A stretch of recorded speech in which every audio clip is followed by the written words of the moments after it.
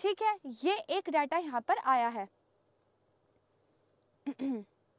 Okay चलिए, तो अब देखो ये जो फ्रॉड रिपोर्ट किए गए है ना 21-22 में, ये करीब 23.5% ज़्यादा थे पिछले साल के कंपेयर में। साल दर साल ये फ्रॉड के केसेस बढ़ते जा रहे हैं। प्लीज़ आप लोग भी अवेयर हो जाइए, इसीलिए डेली न्यूज़पेपर पढ़ना और इम्पॉर्टेंट है। आप भी सीखोगे क्या कुछ चल रहा है, अपने फैमिली को भी सिखाओ, है ना। तो देखो ये है, तो यहाँ पर बेसिकली क्या हुआ है, ज़्यादा से ज़्यादा डिजिटल पेमेंट हम कर रहे हैं, टेलीफोन बैंकिंग बढ़ रही है, ऑनलाइन बैंकिंग की सर्विस बढ़ रही है, तो फ्रॉड भी बढ़ रहे हैं और इसकी वजह से फाइनेंशियल इंस्टीट्यूशंस को लॉस झेलना पड़ रहा है और हमारी लॉ इन्फोर्समेंट एजेंसीज पे ज़्यादा भार पड़ रहा है केस को सॉल्व करने का। पहले इतने मामले लटके पड़े हैं, वो नहीं सॉल्व हो रहे और जो है हजार मामले आ जाएंगे। ठीक है, तो देखो इसका क्या सॉल्यूशन हो सकता है। इमर्जिंग टेक्नोलॉजी, एक तकनीक जो आजकल उभर रही है, what is voice technology, that is VT।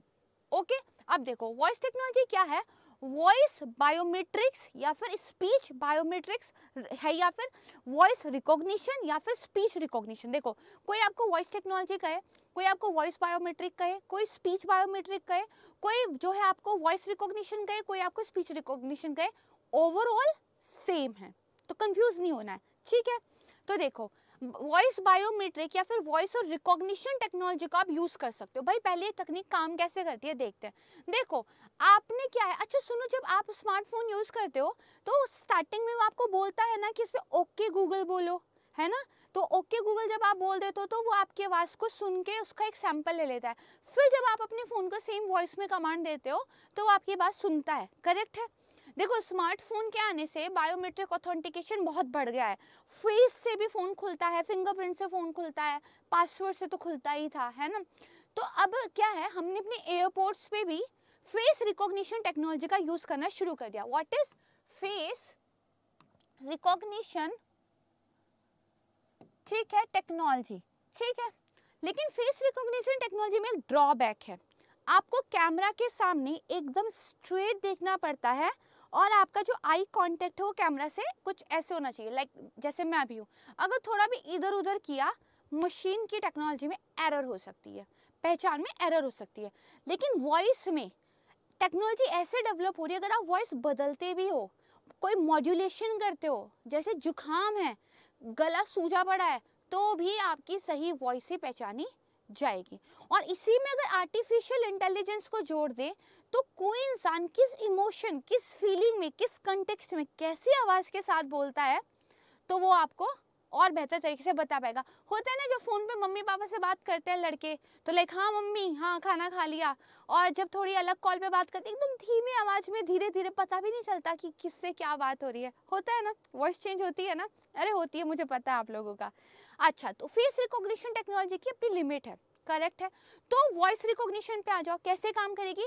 Capture one time voice sample, आपने एनरोलमेंट किया, इधर आपने अपनी जो वॉइस थी वो दे दी। जैसे अब आपको शायद मेरी वॉइस पहचान में आ चुकी होगी, कभी मेरा अगर वीडियो बिना फेस के भी आएगा तो आप शायद पहचान लोगे कि प्राची मैम है। करेक्ट है, ऐसे ही मशीन भी पहचान लेगी। ये जो वॉइस का सैंपल है, इसमें से हमने टेम्पलेट एक्सट्रैक्शन कर लिया। भाई वॉइस के साथ कुछ नॉइस आता है, खड़ड़ बड़ड़ और बहुत सारी चीज़ें, सिर्फ इंसान की जो आवाज़ है उसका जो उतार चढ़ाव है, उसका किस शब्द पे वो जोर दे के बोलता है, कहाँ पे उसका जो है मुंह से एयर निकलती है, कहाँ तालू सड़ता है, उसका पिच क्या है, इन सारी चीज़ों को ध्यान से देखा गया। फिर ये क्या है, देखो ये सिग्नल ऐसे होते हैं voice, what is this, analogue signals. Correct है। अब इन एनालॉग सिग्नल को डिजिटल कन्वर्टर में क्या किया, डिजिटल सिग्नल्स में बदल दिया। फिर इसको टेम्पलेट की क्या है, हमने स्टोरेज करके रख ली। करेक्ट है। अब भाई एक ने फोन किया, हेलो सर, मैं जरा ये बोल रहा हूँ, देखते हैं कौन बोल रहा हूँ, हयात बोल रही हूँ मैं, ठीक है, और मुझे जो है मेरे बैंक से पैसे निकालने हैं, ये एंड वो, और हयात की जो वो कॉल है वो फ्रॉड है, शी इज़ नॉट हयात, वो कोई और है जो उसको इम्पर्सनेट कर रही है। ठीक है, तो अब ये क्या होगा, वॉइस का जो सैंपल है ये इसके साथ क्या है, कंपेयर किया जाएगा। करेक्ट है। अब ये जब कंपेयर किया जाएगा तो रिजल्ट निकल के आ जाएगा कि this is a right call और a wrong call, voice match हुआ है कि नहीं होता है।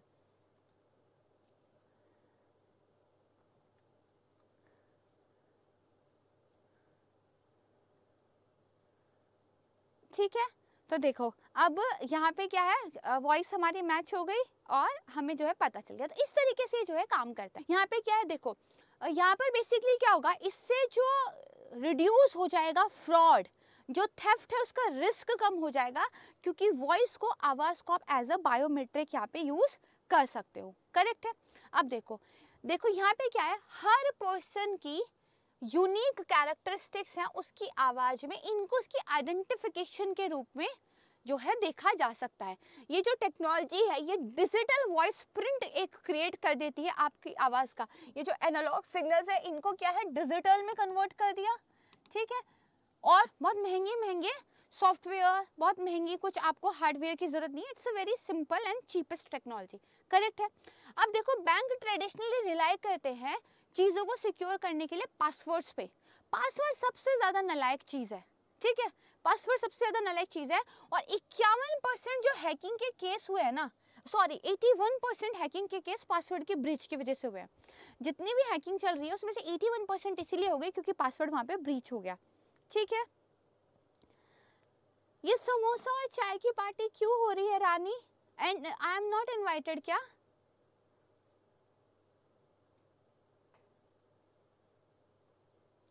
ठीक है, चलिए आगे बढ़ते हैं। यहाँ पे देखो तो उन्होंने क्या कहा, लेकिन कस्टमर की वॉइस को स्पूफ करना, ये कॉपी करना लगभग इम्पॉसिबल है। ये जो वॉइस टेक्नोलॉजी है ये वेरीफाई कर लेती है कॉलर की वॉइस को सेकंड्स में और फ्लैग कर देती है अगर कोई सस्पिशियस कॉल है तो। करेक्ट है। फिर यहाँ पे देखो बेसिकली प्राइवेसी भी सिक्योर रहेगी यूजर्स की। देखो जितना भी ये आइडेंटिफिकेशन का मामला होता है इसमें प्राइवेसी का बहुत बड़ा एक पहलू आता है। भाई यूजर अपने आप को आइडेंटिफाई करने के लिए अपनी जानकारी दे, this is a breach of privacy. लेकिन वॉइस वाले मामले में एक फायदा ये है, राइटर कहते हैं आपको अपनी प्राइवेट इन्फॉर्मेशन भी नहीं शेयर करनी पड़ेगी। वॉइस तो यार सबने सुनी हुई है, इसको क्या मतलब सेव करके रखोगे। करेक्ट है। अब यहाँ पे देखो फरवरी 2019 में जो HSBC है ये पहला बैंक बन गया था जिन्होंने वॉइस रिकॉग्निशन को जो है यूज कर दिया था फॉर मोबाइल बैंकिंग कस्टमर्स।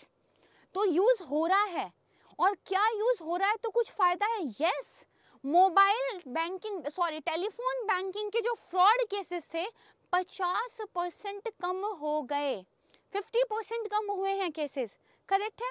फिर यहाँ पे देखो उन्होंने ये बताया है कि आने वाले टाइम में लगभग 2026 तक काफ़ी ग्रोथ जो है इस टेक्नोलॉजी में देखी जाएगी, इसका काफ़ी अच्छा मार्केट क्रिएट होगा। अब देखो इसकी ग्रोइंग एप्लीकेशन, भाई सिर्फ फ्रॉड वाला मामला ही नहीं है, इसकी जो है जो फॉरेंसिक और लॉ इन्फोर्समेंट एजेंसीज हैं वो भी यूज़ कर सकती हैं। एयरपोर्ट पर सिक्योरिटी चेक करने के लिए यूज़ हो सकता है क्योंकि फेस रिकॉग्निशन टेक्नोलॉजी में एक कमी है, मैंने बता दिया। क्रिमिनल्स का आप एक डाटाबेस बना सकते हो, जितने भी चोर हैं, डकैत, लुटेरे हैं, सबकी वॉइस के लेके सैंपल्स बना के रख लो। अगली बार कहीं पे कोई चोरी हुई है जो शक है जिस पे उसको पकड़ो, वॉइस वगैरह मैच करो, मतलब एक डाटाबेस क्रिएट कर सकते हो। ठीक है। फिर उन्होंने कहा है देखो ये टेक्नोलॉजी इतनी सेंसिटिव इनफ होती है कि अगर कोई किसी दूसरे की आवाज़ बदल के बोल रहा है या अगर किसी का गला खराब है तो भी पहचान लेती है। एक्यूरेसी की बात करें तो 90 से 99% तक की इसकी एक्यूरेसी है।